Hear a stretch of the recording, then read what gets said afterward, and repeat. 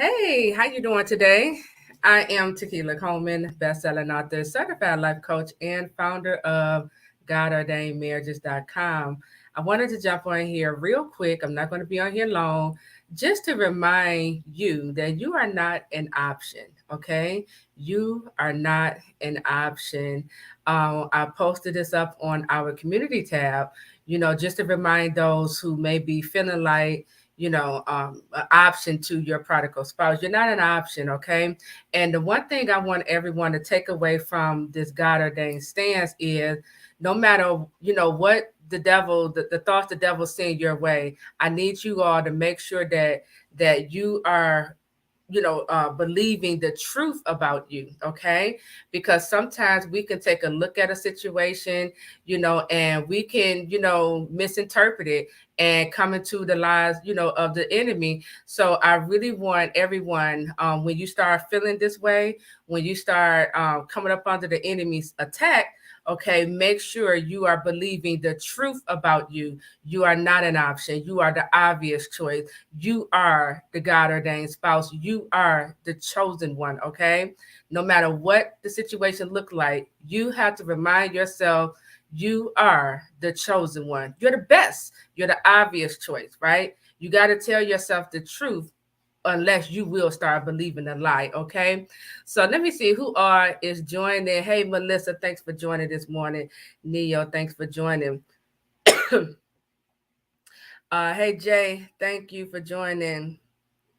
Wow, it's 6 p.m. Wow, in South Africa. It's only 11 over here. Wow. Anton, howdy. Naturally T, where you been? Where you been? I haven't heard from you in a while. Thanks for joining. All right, cool. She said this title is what I needed to hear today. Yeah, I'm not going to be on here long because my kids, they do get out. They got a half a day today, but I wanted to just, jump on here and just talk to you all about, just this is a limited belief, okay? And sometimes, hey, Olivia, we got two Olivias on here, Pure Glam and oh no, Olive. I thought I read that wrong. Olive Ministry. Hey, Facebook user, thank you all for joining. Yeah, I wanted to come on here and just remind everyone you're not an option. See, here's the thing. One of the reasons why God tells us to get out of the kitchen and the reason why he creates a divine separation. Now, you all know this, okay? Because I have like ingrained this in your mind, but we already know that divine separation is for our protection. And he's protecting his children, his chosen one, his God ordained spouses from operating in jealousy. He's protecting us from coming into wrong belief about ourselves. Okay. And so, excuse me. So, whenever you find yourself, uh, checking up on your prodigal, seeing what they're doing, only to find that they probably with the counterfeit or moved on to another counterfeit, and you start, the devil start attacking your mind with, your prodigal making you an option, they taking their time coming back. No, you got to understand what you're dealing with here. You're dealing with a full-blown prodigal, which means this person isn't in their right mind. And then I want you to take a look at the whole entire situation, okay? Because for some of you, your prodigal, the reason why you have come into agreement with this mindset, you feel like an option, is because you see your prodigal with everyone else but you. But what you not taking into consideration is it's a lot of witchcraft being done in these God ordained love stories. A lot of manipulation going on here, a lot of demonic interference, right? And so again, we got to make sure we are keeping things in the proper perspective, right? When the enemy tell you you're an option, no, you got to kick that thought out and tell the enemy, I'm the best. I'm the obvious choice. Okay. I'm the chosen one. I'm the God ordained spouse. I'm the God ordained wife. I'm the God ordained husband. You got to tell the enemy the truth. Okay. Because the enemy will come in and try to get you to believe lies about yourself. And here's the other piece to the puzzle. I really believe this is probably why some of you are dealing with this limited belief, that's telling you you are an option, is because excuse me, if you take a look at your past, you take a look at your life right now, you probably already have people in your life that's treating you like an option. And when we have people already in our life that is treating us like an option, right? we tend to now see every situation, or whatever situation we find ourselves in, we tend to see it the same way. Okay, so again, we got to make sure that we are keeping the proper perspective here, reminding yourself you're not an option, you are the chosen one. I think somebody called. You're the chosen one. You are the best. You're the obvious choice. You got to tell yourself this, okay? And then another thing is, take a look at your life, okay? If there's people who are treating you like currently right now, treating you like an option, treating you like an afterthought, it is your responsibility to remove these individuals out of your life, okay? It's your responsibility to remove these individuals out of your life so that you uh can no longer, continue to feel this way. Okay. See, this has a lot to do with your self-worth and your self-value.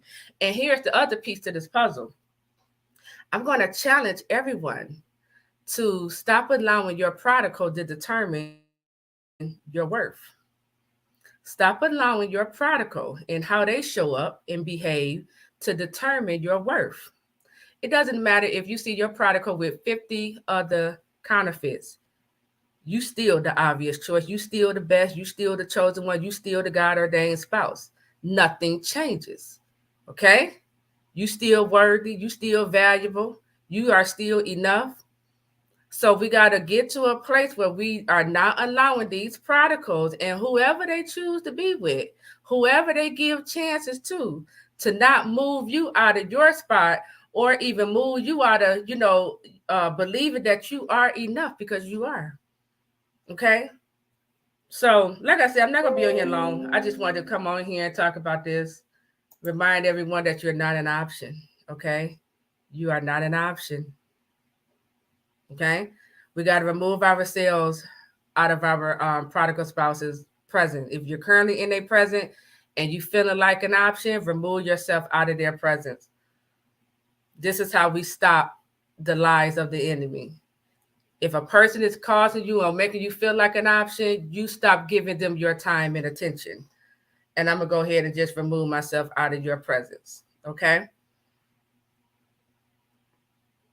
And like I was saying, you got to remind yourself you're not an option. Okay.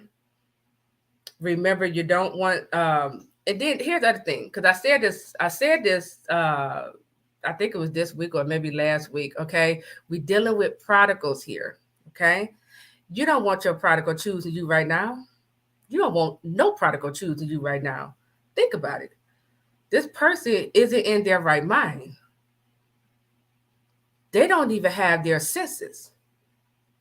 They have been given over to what it say in the Bible, they shameful lust, shameful desires. You don't want that individual choosing you, okay? You want the spouse that's in their right mind. You want the spouse that can see your worth and value, can, identify you as their husband and wife. That's the spouse you want. You want the spouse that say, you know what? I'm done with these counterfeits and I'm going to my wife or I'm going to my husband. Okay. You want the one who don't make you feel like an option. Okay. JC, I know that a lot of information you give can go for both those waiting to marry and those already married. But since I am married, do we still hold accountability in the same way? Yeah. Accountability never ends. Let me tell you why. And we're going to jump into accountability next week. Accountability is the very thing that makes you better. Like, we hold children accountable, okay? At least I do. We hold our friends accountable. You hold your parents accountable. You hold family members accountable. You hold, even your job will hold you accountable. It never ends. It never stops, depending on the person. No, accountability is what human beings need to become our best selves, to perform, to, learn how to keep our word. You see what I'm saying? So, yes, even though you're married, Jay, you still hold your spouse accountable. It just, I think what's missing here, because a lot of time when I say hold your spouse accountable, for some of us, we got to see it and we don't really understand it. So I believe once I teach on it, and bring the understanding to it, then you will naturally move into accountability. Okay. You said, do I still not want him to choose me until he turns back to God? So here's the thing, your spouse, this is for everyone. I know Jay is married, but this is also for a God ordained future wives and husband. Your spouse has already chosen you. They haven't been given the green light to come back to you. Okay. Now, Jay, your situation is a little different because you're married. Okay. God could be encountering your husband, telling him, go home, because y'all are married, y'all in a covenant. But for my God ordained spouses, they got to get permission from your father, your heavenly father, on when it's okay to court you to come back, and get their wife. They got to get permission because they've been out here, wilding out, just misbehaving. Okay. So they have already chosen us. It's just a matter of when God is going to say, okay, go ahead and in court, go ahead and pursue. Okay. And then it goes back to what I was saying. You are not an option. You're not an option. Your spouse has already chosen you, but because, see, for some of you, your God had already revealed to your spouse who you are to them. They already know you are their God ordained wife. Some of them already know you are their God ordained husband. But the reason why you seeing them with counterfeits after counterfeit, the reason why you see this is because they already know I gotta go back correct. They already know I'm not ready yet. So I'm getting ready. While I'm getting ready, for some of them, because they haven't mastered self-control and self-discipline, right? So they still having sex, okay? And let's just be honest. They still out here having sex, so they go ahead and grab that counterfeit who's going to accept that from them, right? It still doesn't mean you're an option. No, it means your prodigal recognize who you are, and they also recognize I got to come to him or her correct. I can't just go back half stepping. I can't just go back, playing around. No, this is wifey right here. This is my husband. I got to come correct. You see what I'm saying? So with that mindset, we got to make sure that we are always keeping the correct mindset. I'm not an option. You got to tell yourself that. You got to turn this into affirmation every single day until your mind believe it. I'm not an option. I'm the obvious choice. When you start believing this, and see, let me switch out. Accountability first starts with self-love, right? I can't hold anybody accountable if I don't love myself, right? And in order for me to love myself, I got to like myself. I got to see myself, how God see me. I got to, hold myself in high regard, right? Meaning, so that goes back to these affirmation, if y'all can see what I'm seeing. Okay, wait a minute. Okay. All right.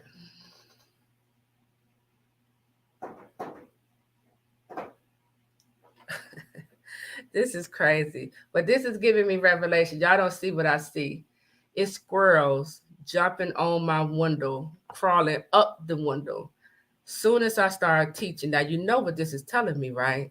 That there's some witches watching me that's probably astral projecting into these squirrels, trying to mess up my information. See, we got to go to the left for a minute. See, I did a video yesterday on how to handle spiritual warfare, right? And when you are going, see, they come after me because I come giving y'all the truth. I give y'all the new knowledge, right? So they do stuff like this to try to stop me, but I can't be stopped. Okay, I'm gonna deal with that when I get off of this live. But you don't gotta be moved by this crap. But I forgot what I was about to say. But going back to that accountability, it starts with, hey D, it starts with self-love, right? I can't hold anyone accountable if I don't love me, right? And in order to love me, right? She said they need to get some business. In order to love me, right, I gotta see myself right. I mean, this was ridiculous, y'all. If y'all could have saw how those squirrels was crawling all, I mean, they just came out of the blue, crawling all up my window. I know what that's about. But I gotta love me, and I gotta like me, and I gotta have, healthy thoughts about me, right? So I'm gonna some the way how I start this process, I gotta tell myself, I'm the best, I'm the obvious choice, I'm the chosen one, you know. Like how I just said right here, they can't even stop me. Nothing can stop me. I'm still gonna deliver this information. They trying to scare somebody. I know what to do with y'all. I know what to do. So we gotta make sure we are having the right um thoughts about ourselves, okay? But here are some ways on how you deal with um being treated like an option. Like I said, number one, you want to remove yourself from the person's present. Remove yourself from the person's present. You all let me know when 11:40 get here, so I won't go past the time. Remove yourself from the person's present. Number two, you want to remind yourself you are not an option. You are God's chosen one. You are the God ordained spouse. Okay. Number three, you got to remember what you're dealing with here. You're dealing with a prodigal who is not in their right mind. So you're going to see them go from counterfeit to counterfeit, but that doesn't mean you're less than. It doesn't mean you're not worthy. It just simply means you're dealing with a prodigal who is still trying to find themselves, right? So you stay in your value, you stay in your position while they, go all around this mountain trying to find you. Okay. You don't move, right? Number four is deal with the people in your life who treat you like an option. You got to remove these individuals out of your life. Okay. This is part of self-love, right? This is part of me knowing my worth and value. You treat me like an option, I'm removing you out of my life, period. You treat me like an afterthought, this will be the last time you will think about me, okay? Like you got to really go there, because if you keep these individuals in your life, then it's like the cycle that's going to continue, okay? It's going to continue to happen. You're going to continue to find yourself in these situations where you attracting people into your life who treat you like an option or who treat you like an afterthought. So I got to put a stop to the plans of the enemy. I got to say no. You know, and this for my business people, because you might even have clients who try to treat you like this. So if that's the case, then you got to say, you got to know how to fire a client and let them know, nah, I'm choosing better clients than this. Okay. You know, it's all around. It's all around. Family, friends, exes, clients. Business partners. It's all around. You got to get them out of your life, okay? And then number five, you got to remind yourself you're the obvious choice. You're the best, okay? You're the chosen one. God chose you for your spouse before you were even born. So that erase that thought you're an option. No,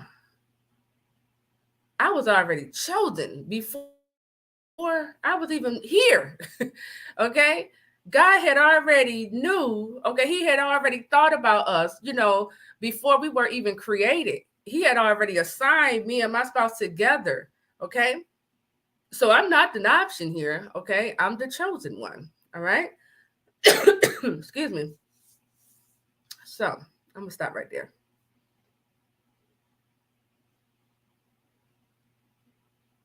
Yeah, Jay, that might be some monitoring spirits.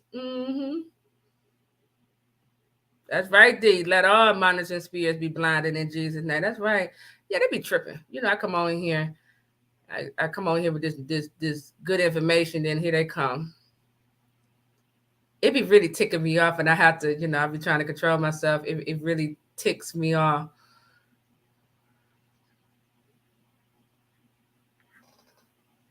Shante. Okay, I had to scroll up. Shante said, I know this isn't on the subject, but I'm seeing a lot of videos about God raising up divine replacement. Well, there was this lady named Stephanie Esther. Don't quote me, because she just did a live today on.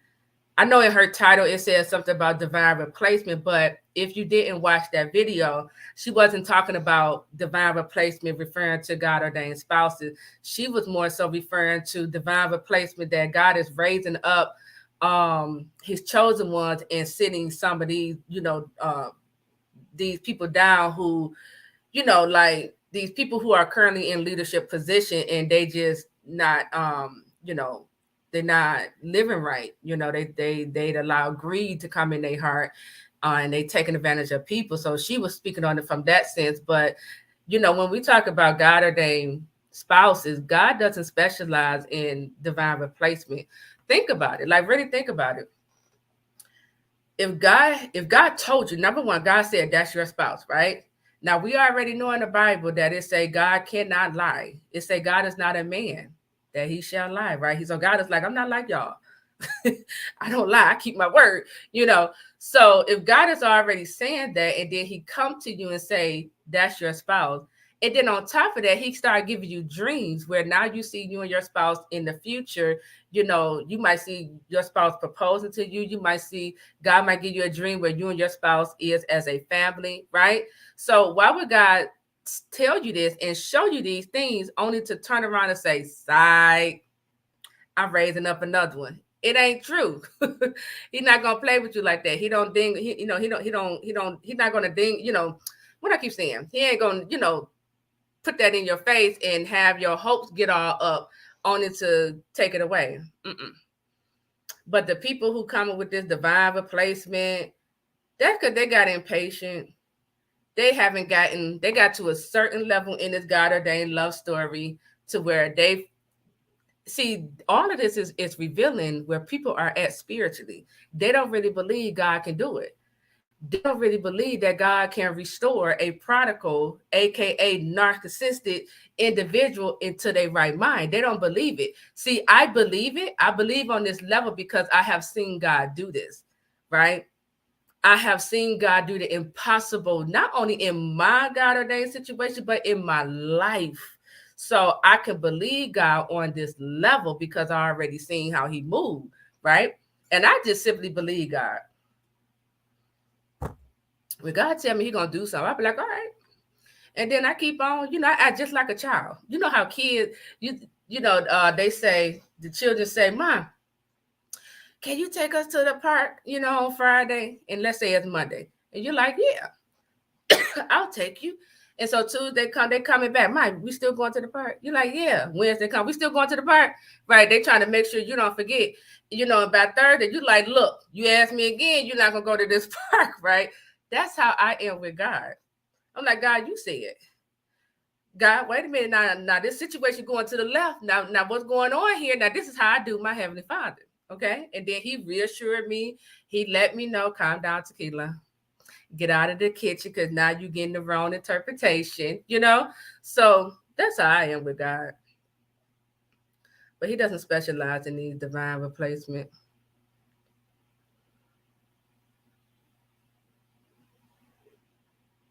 Yeah. Wait a minute. Oh, she said so much has happened since I asked him to leave. I have been finding out a lot of secrets afterwards. The crazy thing is he refused to be honest with me and keep pampering me with how much he loves me. Yeah. Okay. So the secrets, it got to come up.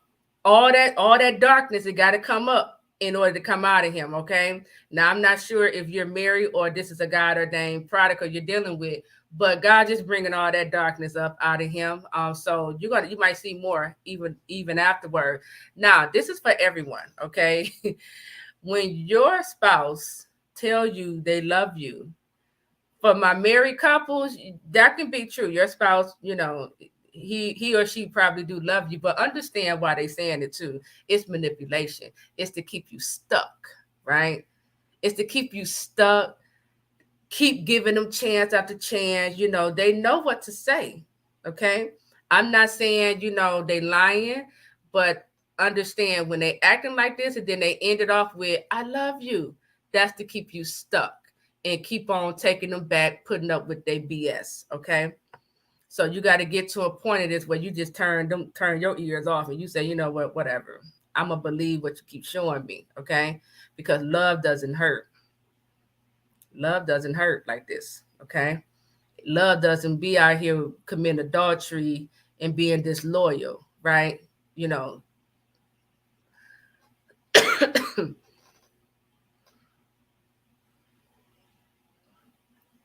yeah. She said witches stay messing with prophets. They don't got nothing else to do. They're gonna mess around and get saved over here.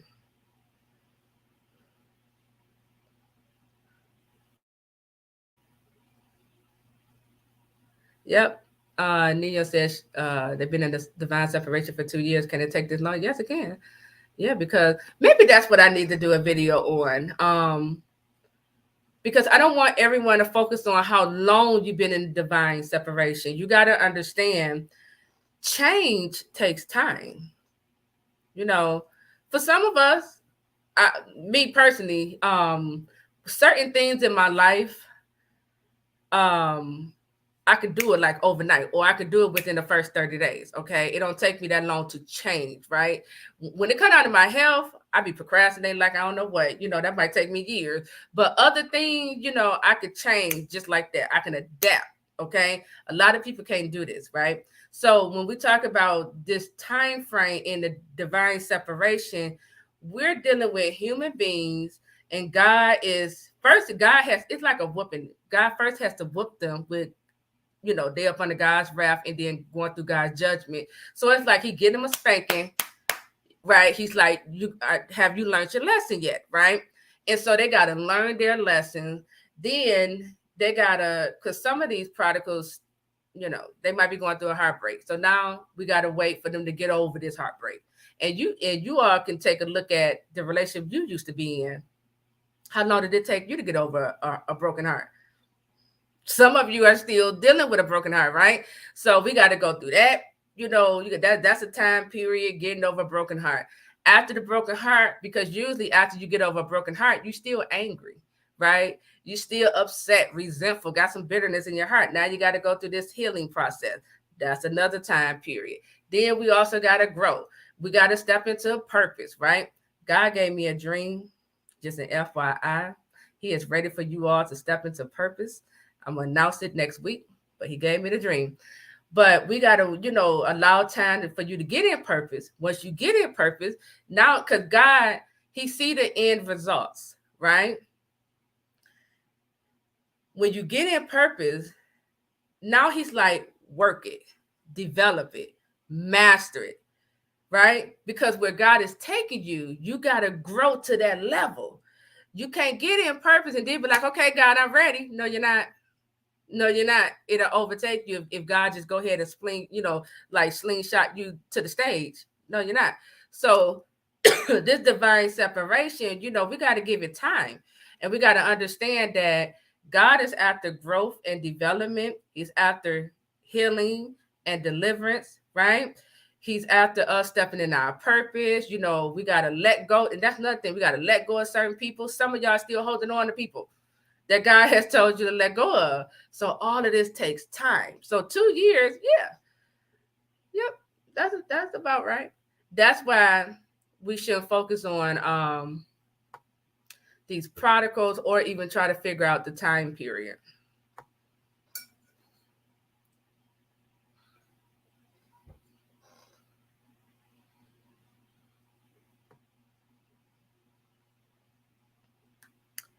Okay. When the kingdom spouse come back, how do you tell them they are ordained for you without getting rejected? When your God ordained spouse come back, they should come back already knowing who you are. They should already come back knowing you are their wife. They should come back already knowing you are my husband. You don't even have to tell them that. If they come back not knowing this, that's because you took them back before God said it was time, to open up that door. Okay. So, and I keep saying this, I need y'all to understand this. God is only one divine separation. We got a first master, step one in this process, which is my personal relationship with my Heavenly Father. I got to know my Father's voice so that when He's telling me what to do, when He's telling me I'm about to send your spouse back, I hear Him. And I don't go before God and open that door, out of my will, you know. So, and yes, you wait for them to get the revelation from God. And when they come back, you let them do all the talking. You let the prodigal do the talking when they come back. Don't be going in there doing all this talking. Just say hi, be nice, let them talk. Okay? Because you got to remember, depending on your process, if you were the one rejecting in the beginning, you were the one giving and trying to show them this and that and loving on them and supporting them, and they rejected that, when they come back, that's not the time for you to just be, doing all this talking. No, they rejected you. So they need to come back apologizing, telling you what happened, explaining how they're going to make things right. So you just sit there and you listen.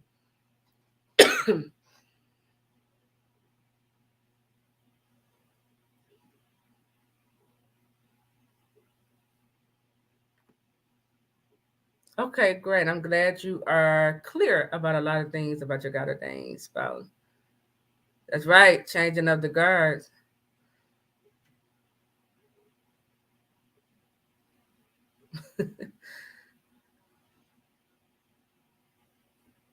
I don't know why. You know what? I'm gonna just be honest, Jay. She said, "Why does the church not teach about God ordained spouse?" I'm gonna be honest. I didn't know anything about a God ordained marriage until last year. Like I always knew. I didn't say it this way. I didn't say God ordained marriage or God ordained spouse. I didn't say it that way.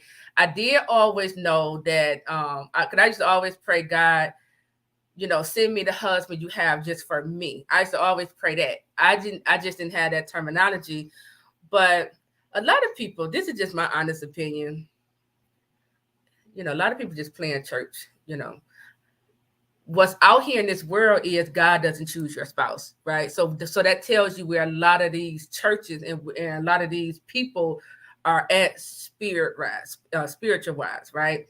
So a lot of people don't really have these encounters with God. They don't really believe He's real, right? They say, "Oh, I believe in God," because it sounds good. You're supposed to say that, but when you really take a look at their life and listen to them, it shows you the God they really believe in, and it's not your Heavenly Father. And I believe God placed me here because He has given me the gift of understanding. And as I was going through this process last year, the understanding was coming to me so quickly, right? And by this year, I believe God said, "You ready? Go ahead." You got all the understanding. You understand this process. You know how to deal with these prodigals because He trained me on that back in 2015. I believe that's why He put me here.